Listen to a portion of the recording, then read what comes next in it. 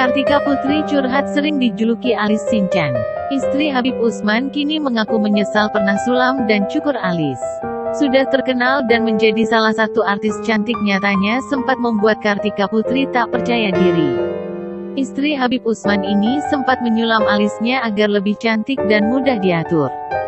Namun siapa sangka, berselangnya waktu kemudian, kini alis Kartika Putri justru menimbulkan masalah. Ya, baru-baru ini Kartika Putri mengaku jika selama ini sering disebut netizen berpenampilan alis Shinchan. Ia bahkan tahu bahwa alisnya dijuluki alis Shinchan oleh netizen. Karena itulah, Kartika pernah melakukan sulam alis juga cukur alis. Itu dulu sebelum ia tahu bahwa di ajaran agama Islam, sulam, tato maupun cukur alis tidak diperbolehkan.